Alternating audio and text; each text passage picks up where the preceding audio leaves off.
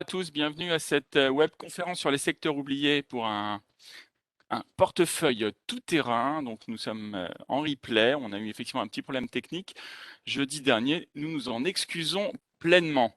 Alors pour démarrer tout de suite, donc les recommandations d'usage pour la webconférence qui ne s'appliquent pas aujourd'hui, l'agenda, donc jeudi 10 février, Lionel Duverger et moi-même présenterons un point marché, je pense un point très attendu avec le retour de la volatilité que l'on peut connaître depuis le début de l'année et des séances assez musclées.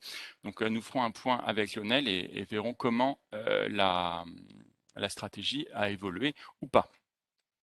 Alors, je vais tout de suite vous présenter le sommaire de cette webconférence avec en première partie un focus sur la santé par Arnaud Chaperon, donc, qui est responsable clientèle privée, un secteur incontournable et il fera un focus sur deux valeurs, Novo Nordisk et Essilor Luxottica.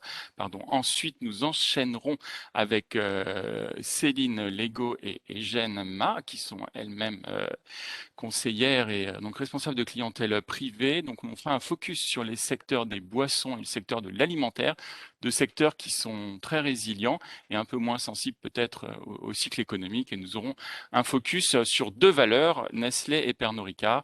Et l'ensemble de ces présentations, vous aurez un petit commentaire à chaque fois sur les valeurs ou sur les secteurs d'un point de vue graphique et technique avec Lionel Duverger. Sans plus tarder, je laisse la parole à Arnaud sur les secteurs santé.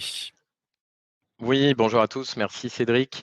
Alors effectivement, je vais vous parler de deux valeurs du secteur santé que sont Novo Nordisk et Essilor Luxottica. Avant de rentrer dans le vif du sujet, un petit point sur le secteur de la santé. Alors, le secteur de la santé, c'est un secteur qui est historiquement défensif, qui balaie un spectre très large de valeurs, qui va des gros labos, blockbusters type Sanofi, Pfizer, aux établissements pour personnes âgées dépendantes comme Orpea ou Corian, en passant aussi par les medtech, les biotech, qui ont d'ailleurs pour certaines d'entre elles atteint des valorisations assez énormes, surtout aux États-Unis. Le secteur de la santé, c'est également des gros chiffres, tant en termes de financement, d'investissement. Je vous ai écrit un exemple. Typiquement, les pays de l'OCDE dépensent en moyenne près de 10% de leur PIB dans le secteur de la santé. En France, c'est 12% et aux États-Unis, ça va même jusqu'à 17%. En France, la consommation de soins et de biens médicaux a atteint près de 210 milliards d'euros, ce qui représente à peu près 3 200 euros par habitant et par an. Ça, c'était avant la crise. J'ai eu des chiffres actualisés et là, on serait plutôt à 4 500 euros par personne et par an. Donc, ça continue de progresser fortement. Le secteur de la santé, par rapport au marché, c'est un secteur qui est plutôt, vu qu'il est plutôt défensif, qui est résilient dans la baisse.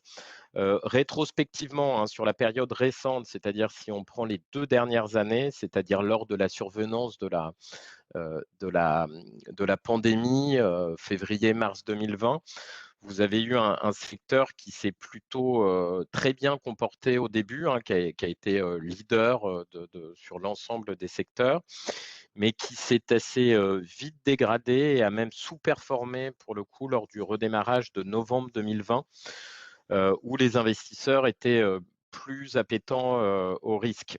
Et c'est qu'à partir de la fin du premier semestre 2021, c'est-à-dire à partir de mai-juin, que le secteur est redevenu plus compétitif, qui est revenu dans la moyenne, sans baisse relative par rapport au marché.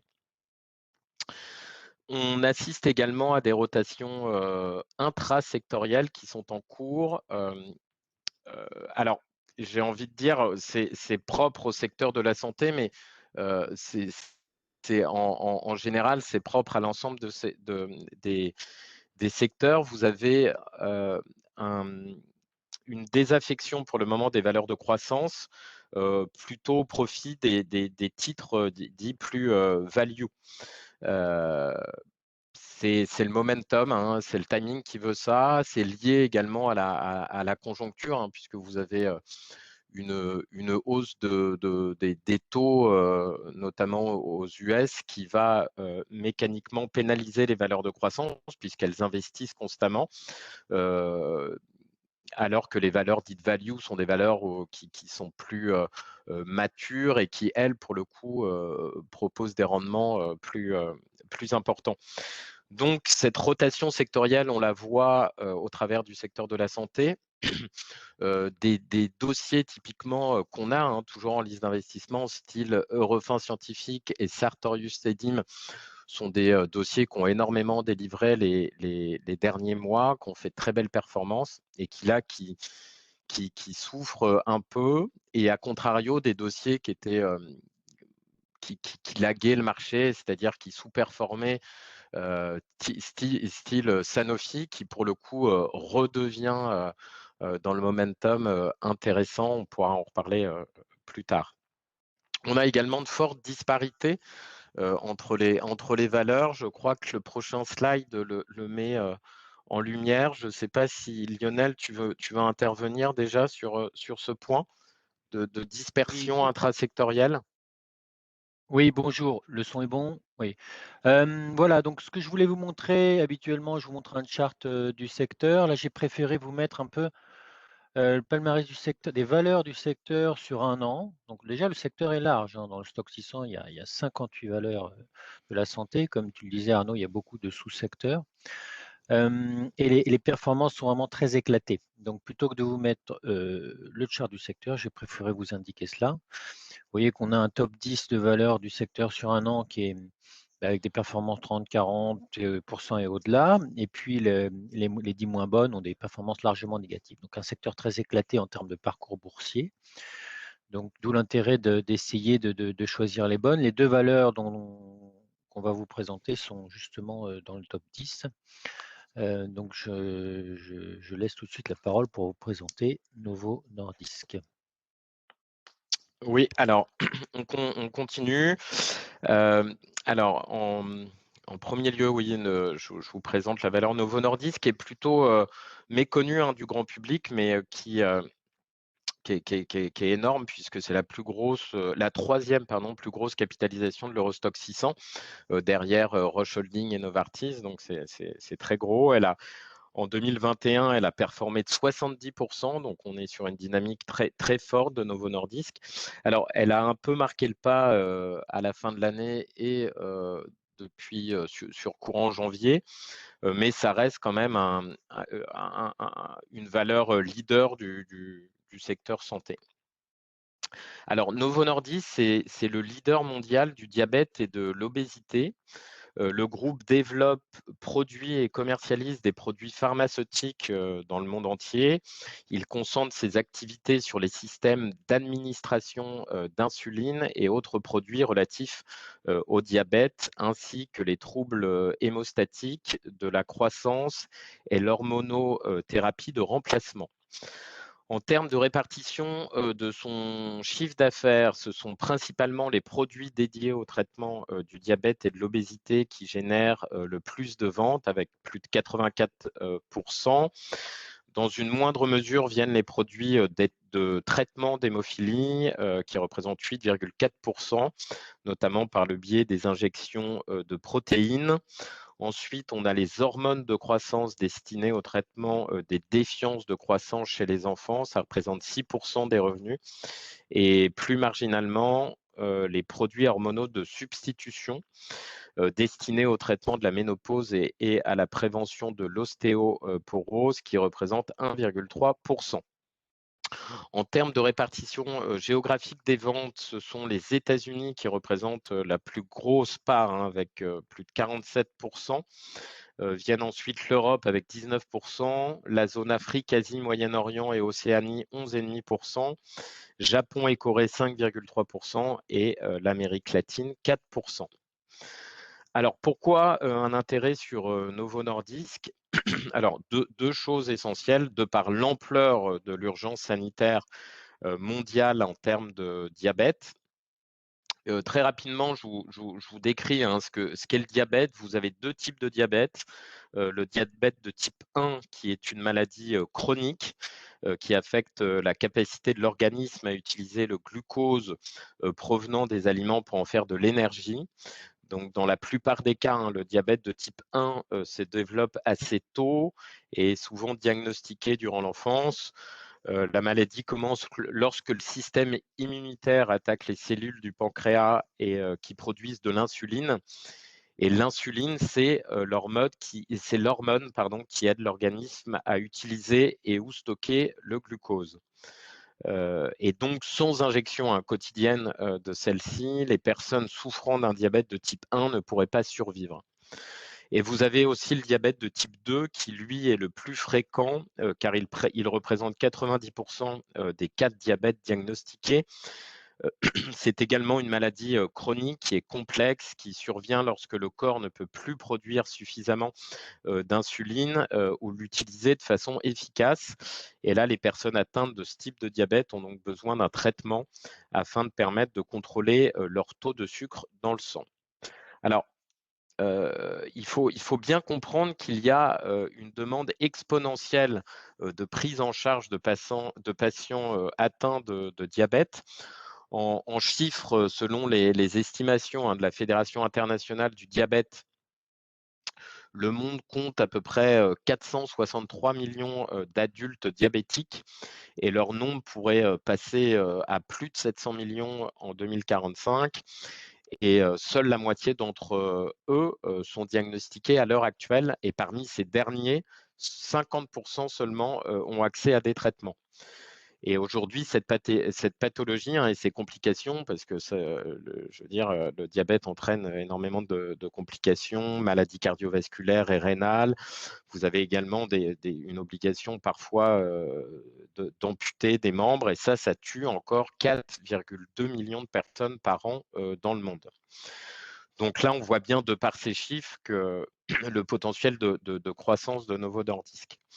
Le second intérêt, c'est que Novo Nordisk a une position dominante sur le segment, tant sur le marché de l'insuline, où elle détient plus de 47% de part de marché mondiale, que sur les médicaments qu'on appelle analogues GLP-1, c'est un peu technique, mais avec plus de 50% de part de marché mondial, qui lui donne un avantage concurrentiel indéniable de par l'économie d'échelle réalisée dans la fabrication et la vente de ces produits.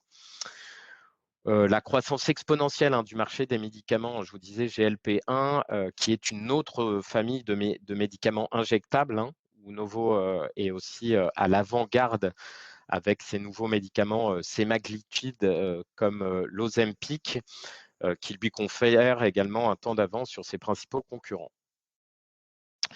Si on regarde les résultats trimestriels de Novo Nordisk, on voit que alors le groupe va publier ses résultats annuels demain, le 2 février.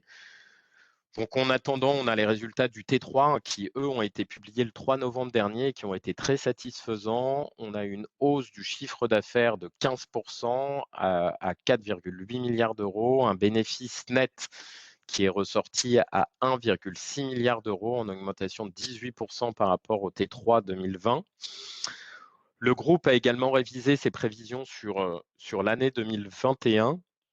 Une croissance organique à taux de change constant qui serait compris entre 12 à 15% contre 10 à 12% précédemment.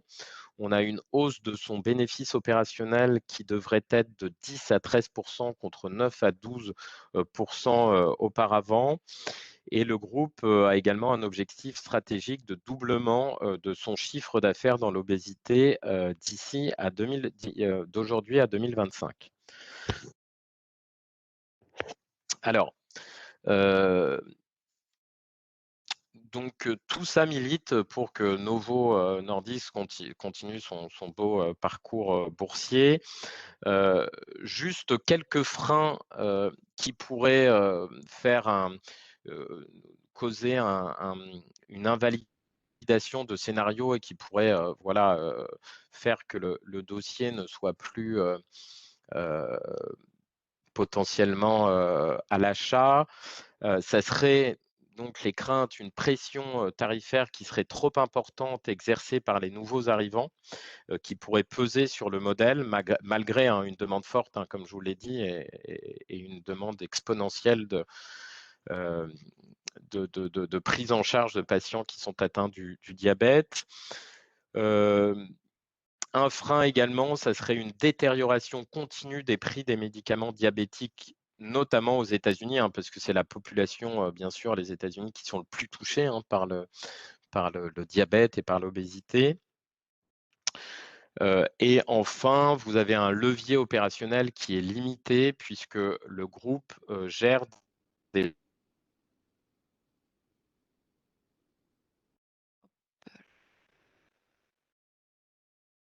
Ah. Arnaud, on t'a perdu, on ne t'entend plus.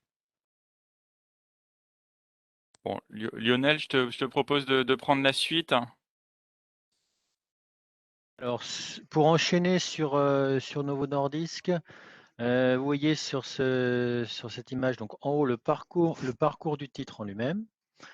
Vous voyez au milieu son ratio relatif à l'indice au global, le stock 600. Et vous voyez en bas son ratio relatif face au secteur de la santé en Europe, en vert.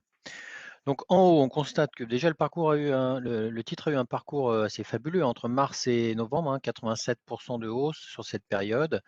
Donc une correction depuis qui est finalement presque saine.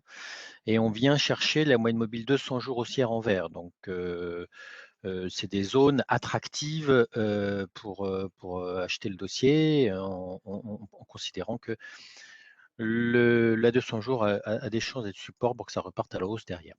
Au milieu, en violet, le ratio relatif à l'indice, on constate qu'il y a une phase de sous-performance qui a été de mars 2020 au printemps 2021, mais qui n'est pas finalement liée à la valeur. C'est tout le secteur santé qui sous-performait à cette période-là, où le marché recherchait essentiellement tout ce qui n'était pas défensif, justement. Mais si on regarde en vert, on voit que la valeur, elle, continuait de bien se tenir face au secteur. Donc on a une surperformance de la valeur face à son secteur qui n'est pas démentie depuis 2019, 2020, 2021. Et on vient chercher là aussi la moyenne mobile de 100 jours haussière en vert. Donc on est sur des supports en absolu, en relatif, et on a une tendance de fond qui est à la hausse et à la surperformance. J'espère qu'on a récupéré Arnaud pour enchaîner et parler de la valeur Essilor. Arnaud, tu veux poursuivre sur Essilor ou on reviendra vers toi ensuite? Bon, peut-être ensuite, on va passer tout de suite la parole à Céline et à Jeanne qui vont nous parler du secteur agroalimentaire. Mesdames, c'est à vous. Céline, si tu veux commencer. Ouais, alors, je vais commencer. Donc le segment food, alimentation, donc est assez peu sensible au cycle économique. Il y a tout de même de nouvelles tendances alimentaires qui émergent avec le temps. Depuis les années 70, l'alimentation a beaucoup évolué, notamment son coût et sa composition. La part du budget consacré à l'achat des aliments a presque été divisée par 2 grâce à l'élévation des niveaux de vie et à la baisse des prix des produits alimentaires. Donc tout ceci est passé par la modernisation et la mondialisation de l'agriculture, de la chaîne de production, de transformation et de distribution. Avec le temps aussi, les régimes alimentaires s'uniformisent. Les cultures agricoles ont migré, elles sont produites dans de nouveaux pays, les aliments sont transportés, ce qui fait que les habitudes alimentaires des pays du monde entier se ressemblent de plus en plus. Nos modes de vie aussi évoluent. Parlons de la situation sanitaire actuelle. À la différence de crises alimentaires comme la vache folle qu'on a pu connaître, par exemple, la crise Covid n'est pas une crise alimentaire. Nos représentations de l'alimentation n'ont pas bougé. Le virus n'a pas induit de crainte spécifique sur une catégorie d'aliments. En revanche, les modifications sont plus dans les comportements plutôt que le contenu de notre assiette.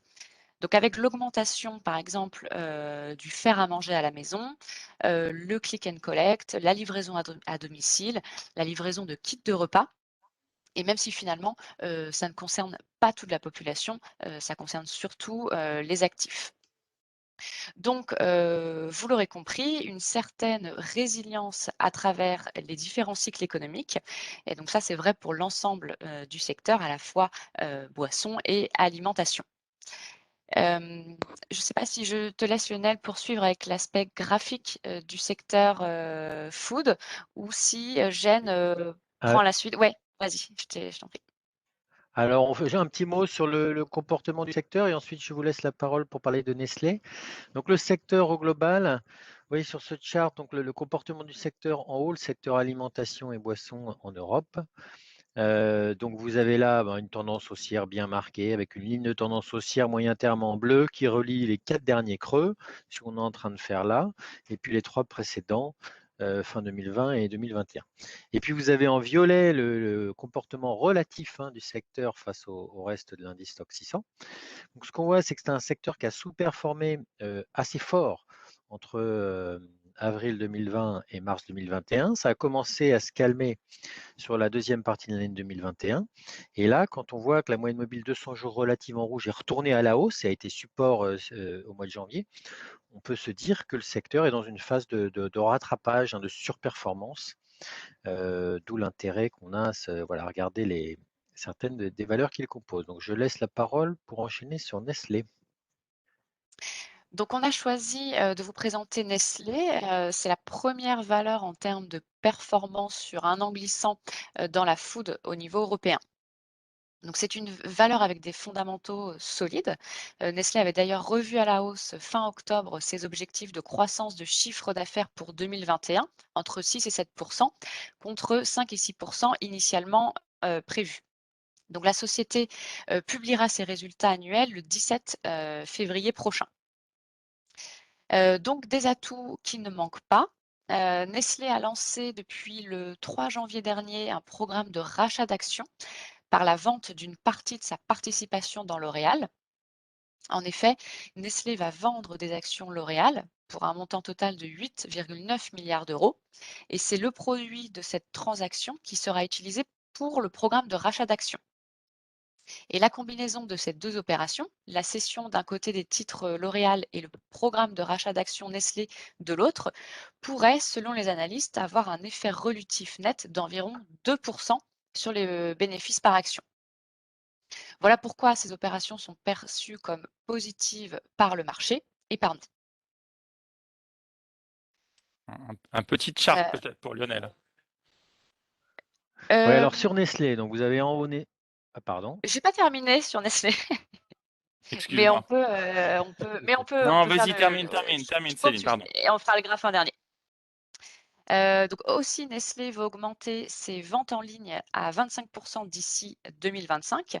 C'est vrai que certaines habitudes prises pendant l'épidémie de Covid, dont l'engouement des consommateurs pour le e-commerce alimentaire, pourraient se poursuivre. En tout cas, c'est ce sur quoi table Nestlé. Et ça se vérifie dans les chiffres, puisque les ventes en ligne pèsent aujourd'hui 13% de son activité globale, une proportion qui est 2 fois plus élevée que la moyenne du marché. C'est pourquoi Nestlé veut également augmenter ses investissements dans les data et va consacrer 70% de ses investissements marketing à la toile en 2025, contre 45% actuellement. Nestlé continue d'investir dans ses activités principales grâce à des acquisitions structurantes. Toujours dans cette idée de digitalisation, Nestlé avait acheté le britannique Tails.com en 2018 dans la nutrition animale. C'est un segment qui est très rentable. Ou encore le rachat de l'américain Freshly en 2020 dans la livraison de repas à domicile. Et plus récemment, donc l'été dernier, Nestlé a acheté Bountiful Company, le fabricant américain de vitamines et compléments alimentaires, qui va lui permettre d'élargir à nouveau son portefeuille dans ses activités nutritionnelles et de santé, en accompagnant une thématique qui est en pleine croissance, celle des vitamines et des compléments alimentaires. Alors, le sujet de l'inflation des prix alimentaires pose la question de l'impact sur la marge. Et les prix alimentaires devraient encore nourrir l'inflation en 2022, d'après la FAO. En effet, les prix des produits alimentaires ont bondi de 28% en 2021 pour atteindre leur plus haut niveau depuis 10 ans. Et donc, c'est la conséquence de récoltes décevantes et d'une augmentation de la demande. Et presque toutes les catégories de produits agricoles ont subi de fortes hausses en 2021. Mais fort de sa position de leader, Nestlé a réussi à passer une augmentation de ses prix de 2,1% depuis la période Covid et de 3,2% sur la zone US.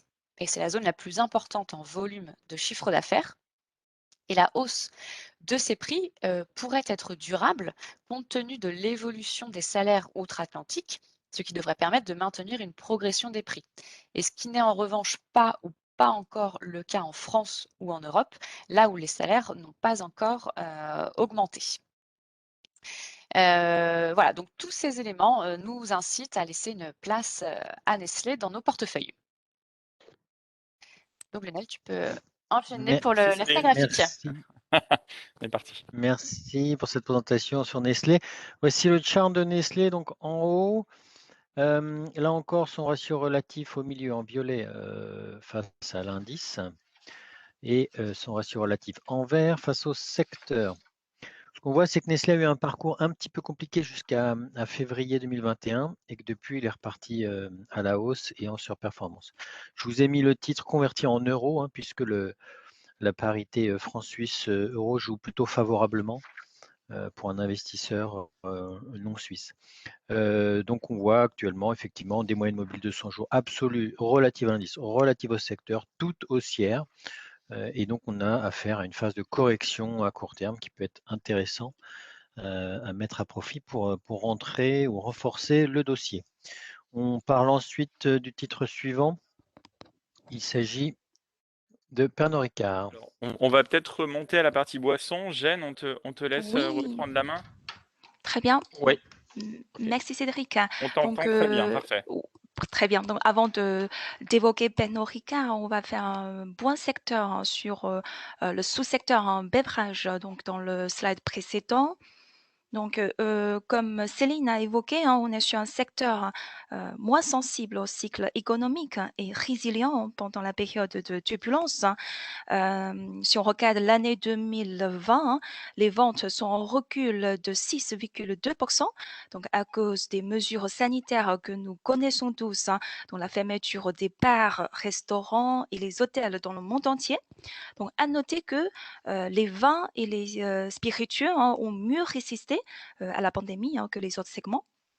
Donc, les entreprises ont su comment compenser la fermeture des lieux de convivialité par un premier développement de e-commerce, à noter plus de 50% de croissance en 2020 et de l'autre côté en promouvant la consommation à domicile dont les revenus restent assez résilients pendant la pandémie. Donc, pour l'année 2021, le rebond est assez solide sur le secteur beverage, donc les boissons alcoolisées, donc qui est estimé à 3%. Et désormais, on attend d'ici 2025 une croissance annuelle de 1,5% donc par an au niveau mondial. Ensuite, on a constaté des grandes tendances qui ont été aussi accélérées par la pandémie. Donc, je note notamment dans le sous-secteur, le secteur spiritueux, aussi le secteur le plus résilient et dynamique. Les alcools moins forts, plus haut de gamme et aussi plus chers, continuent à gagner des parts de marché. Donc, notamment le whisky, les cocktails, les cognacs. Je note une croissance estimée jusqu'à 50% ici 2023, soutenue par les marchés clés, les États-Unis et la Chine. Les boissons, aujourd'hui, en fait, les consommateurs cherchent vraiment la qualité. Ils se sont fait plaisir en achetant des alcools plus chers que d'habitude. Et aussi, on a constaté que ils ont changé les habitudes. Ils sont désormais moins réticents à commander du vin, de l'alcool sur Internet. Ce qu'on a constaté, le e-commerce, donc qui sont peu développés dans ce secteur. est devenu désormais incontournable, avec une estimation donc de 17% de croissance annuelle ici 2025. Un dernier point sur les grandes tendances. Les entreprises continuent à lancer des nouveaux produits. Donc, la tendance aujourd'hui, ce sont plutôt des boissons prêtes à boire, hein, et aussi des produits low alcool qui ont eu des succès. Donc, voici un point sur les fondamentaux du secteur beverage. Est-ce que Lionel, tu veux faire un point sur les marchés? Alors, on va peut-être passer tout de suite à la présentation de Pernod Ricard. Je pense que c'est Très plus bien. simple, je te la partage. Vas-y, c'est à toi, Jeanne. Donc, on va focaliser sur le sous-secteur hein, qui est le plus résilient, le dynamique. C'est le sous-secteur vin et spiritueux, où Pernod Ricard hein, est bien positionné en tant que le numéro 1 en Europe et aussi le numéro 2 à l'échelle mondiale dans la fabrication et commercialisation des vins et spiritueux. Sa position leader. Hein. D'un côté, le groupe possède un portefeuille de marques les plus diversifiés, avec plus de 200 marques de qualité, donc aussi un portefeuille de plus en plus prestigieux. Les marques les plus connues, hein, en quelques mots, hein, la vodka Absolue, le pastis Ricard, hein, les scotch whisky Palandine, Chivas Regal, hein, et aussi le cognac Martel, le rhum Havana Club, le gin Pifiter, la champagne Berrier Jouet. À noter, hein, le groupe possède 16 marques qui figurent dans les top 100 marques de spiritueux les plus célèbres au niveau mondial. Et de l'autre côté, Pernod Ricard est présent dans plus de 160 pays, hein, avec une répartition géographique assez équilibrée. Hein. Chiffre d'affaires 2021 à peu près 8 milliards 8, hein, donc qui sont répartis en Europe 30%, l'Amérique 30%, l'Asie, pays émergents 40%. Donc c'est une répartition géographique assez équilibrée et aussi très avantageuse. Le groupe aujourd'hui, hein, donc la stratégie, c'est la premiumisation, l'innovation. Et il continue à développer dans les marchés clés comme les États-Unis, les pays émergents, hein, sur lesquels Pernod Ricard a identifié un fort potentiel de croissance. En appliquant bien sûr la stratégie très agressive en M&A, donc notamment via les acquisitions et la prise de contrôle de distilleries plus premium et artisanales. Hein. Le groupe hein, renforce à la fois son portefeuille hein, et aussi l'image de sa marque, hein, lui permettant notamment d'augmenter plus facilement les prix hein, et aussi le niveau de marge. En 2021, le groupe a ouvert hein, sa distillerie de whisky de Malte hein, dans la province de Sichuan en Chine, hein, à côté du mont Emei. C'est l'une des 4 montagnes sacrées pour les bouddhistes hein, où l'eau est réputée très pure. Hein. Et l'idée de Pernod Ricard hein, est toujours de séduire les consommateurs locaux, la classe la plus aisée, aujourd'hui, hein, qui répondent très positivement à la hausse des prix hein, des produits d'exception, les produits prestigieux. Donc, une petite parenthèse sur le marché chinois, le cognac Martel et le whisky Chivas hein, affichent une hausse de 10% par an sur les 5 dernières années. Donc, on est sur un marché très porteur. Hein. Côté e-commerce, hein, Pernod Ricard, en tant que leader, continue à se digitaliser et l'année précédente, le choix, hein, de s'est porté sur, The Whisky Exchange, hein, c'est un leader de la vente en ligne, pardon, de spiritueux haut de gamme, hein. Et cette acquisition, permet aussi, hein, de continuer, accompagner les consommateurs, hein, dans ce contexte de solide croissance de e-commerce, hein. Une petite note, hein, l'année 2021, les ventes via e-commerce chez Pernod Ricard hein, a connu une croissance de 68%. Hein. Donc, vraiment un chiffre impressionnant. Un dernier point, Pernod Ricard a lancé aussi les versions allégées des produits alcool, notamment sur sa marque Palatine et sur son gin Beefeater sur le marché espagnol. Donc, le groupe a su agir d'une manière flexible et agile en face des différents changements d'habitude des consommateurs et aussi en face des différents changements de goût aujourd'hui. Et bien sûr, on a des points risques à noter. Un premier, le risque réglementaire sur les taxes à l'importation. Et cette année, depuis la pandémie, les problèmes de chaîne d'approvisionnement persistent. Troisième point, c'est que avec sa répartition et notamment son exposition importante sur les pays émergents, on est en face d'un risque de taux de change. Un dernier point, avec toujours un risque de dégradation de la situation sanitaire, donc des mesures sanitaires comme des fermetures des lieux de convivialité pourront impacter ces revenus côté on-trade, donc les bars, les restaurants et les hôtels. Enfin, sur le plan financier, donc, Pernod Ricard a donné une très belle performance pour l'année 2021, donc avec une performance de 34,90% sur la période, donc supérieure de 6% par rapport à l'indice CAC 40. Et quand on regarde l'année 2020, au plus fort de la crise sanitaire, elle avait montré une bonne résistance, affichant un recul de 1,6% seulement, dépassant ainsi l'indice parisien de 5% à peu près.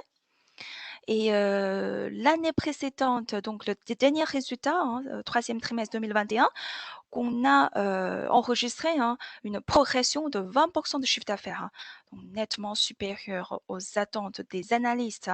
Le momentum reste toujours favorable si on regarde les dernières datas sur les marchés américains, sur les marchés européens et aussi sur les marchés émergents.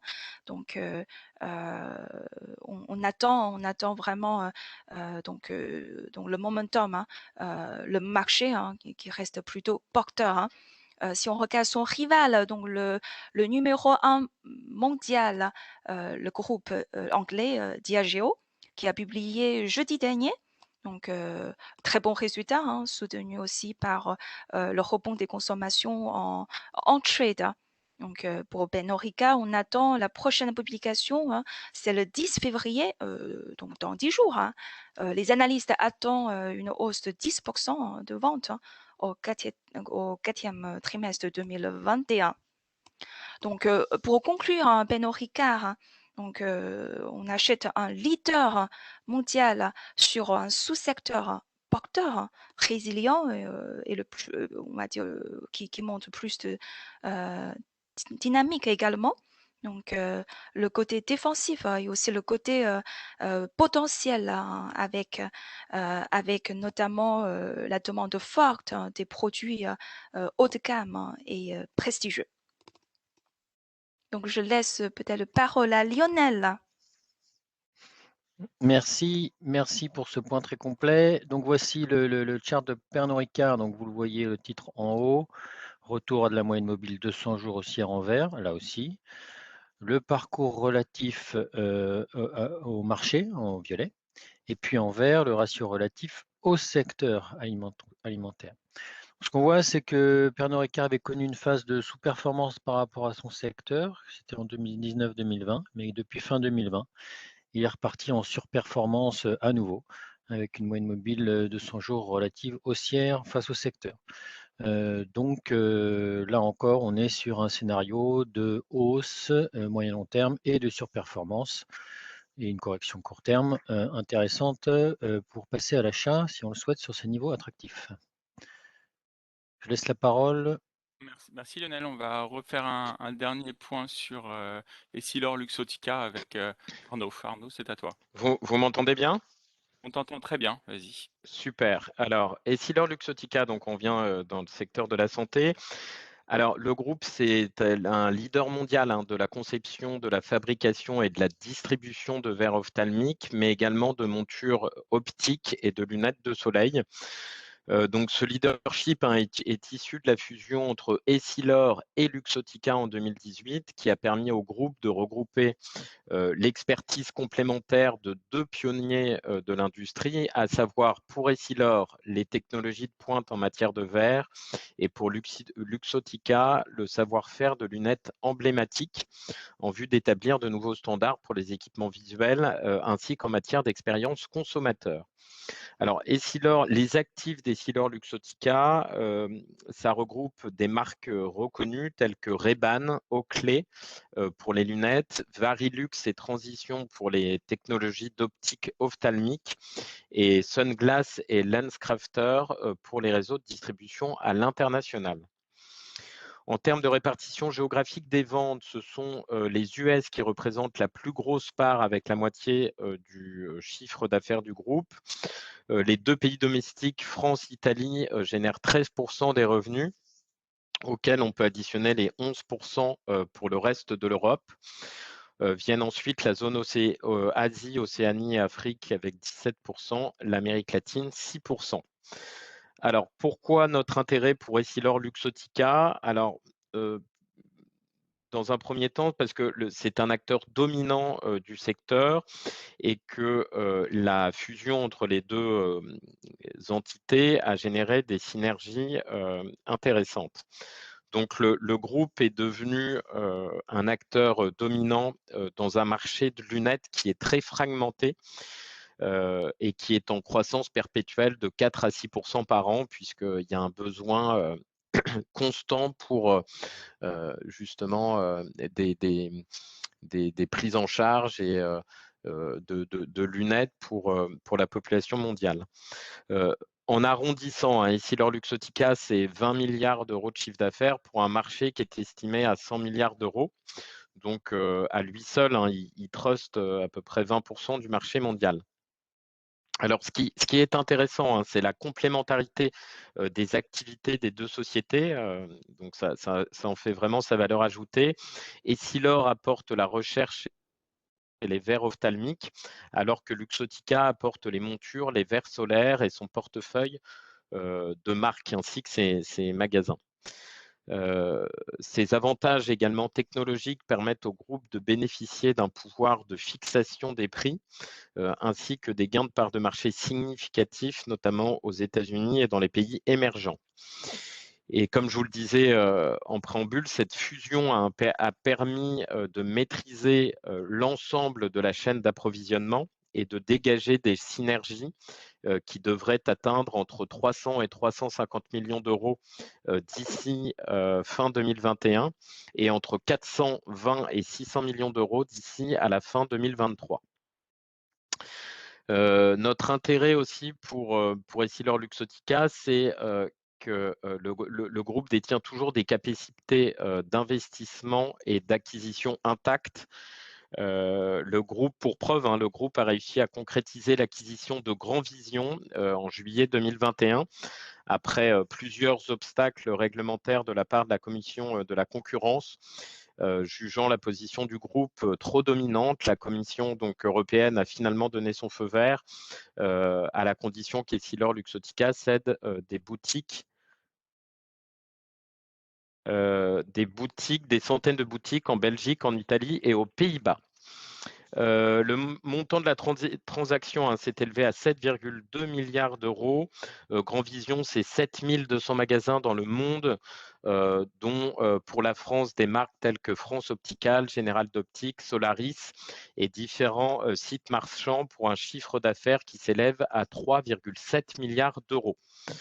L'objectif de cette prise de contrôle de Grand Vision par Essilor Luxottica, c'est de doper les ventes physiques et online et de renforcer la maîtrise de la chaîne d'approvisionnement et accroître les parts de marché, notamment aux États-Unis et en Europe. Le groupe détient aussi un budget de recherche et développement de 200 millions d'euros par an, qui est le plus important dans l'industrie ophtalmique. et il dispose également d'un faible niveau d'endettement et un rendement de qualité qui lui permet d'être en mesure de poursuivre éventuellement sa croissance externe. Le groupe a publié également des prévisions de résultats en hausse. Il publiera ses résultats annuels le 11 mars prochain. En attendant, les résultats du T3 ont été très satisfaisants. Un CA en hausse de 5,5 milliards d'euros sur le seul T3, en hausse de 9% par rapport à 2019 à taux de change constant. On a également une bonne activité du e-commerce en hausse d'environ 50%, qui représente 8% du chiffre d'affaires total depuis le début de l'année. Et on a également les ventes en magasin qui sont toujours sur une tendance positive. Donc, au vu de ces bons résultats, les perspectives pour l'ensemble de l'année 2021 ont été à nouveau relevées. Le groupe prévoit désormais une croissance de 5 à 9% de son chiffre d'affaires par rapport à 2019 à taux de change constant et une progression qui pourrait aller jusqu'à 100 points de base concernant sa marge opérationnelle. Lionel, si tu peux nous dire un mot sur le graphique de Essilor-Luxottica. Alors, on va enchaîner directement peut-être avec quelques questions, Arnaud. Ah, J'avais une question en fait qui revient souvent, notamment sur Orpea, parce que l'actualité est très riche. Est-ce que tu peux peut-être nous faire un rapide point dessus, s'il te plaît? Oui, bien sûr. Alors, Orpea, hein, comme tout le monde le sait, dans la tourmente, lié à un livre intitulé Les Fossoyeurs, qui critique le mode de fonctionnement d'Orpea. Alors, nous, elle est à la vente chez nous. Elle a été à l'allègement pendant déjà plusieurs mois. Donc, c'était un dossier qu'on ne mettait pas en avant, qui était déjà sous-performant dans le secteur, dans le sous-secteur santé. Alors, donc un livre qui provoque énormément de remous, qui remet en cause les bonnes pratiques du groupe, notamment sur un EHPAD premium, les bords de Seine, donc à Neuilly-sur-Seine, qui pose problème.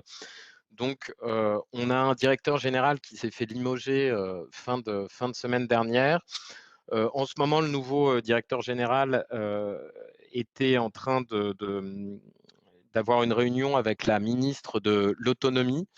Et à l'issue, justement, là, c'est tombé à l'instant, il y aura 2 enquêtes qui seront diligentées. Donc, on voit bien que c'est un dossier où l'image d'Orpea sera durablement ternie, même si la communauté financière s'interroge sur la véracité des pratiques dénoncées. Force est de constater que c'est un dossier pour le moment qui doit être vendu.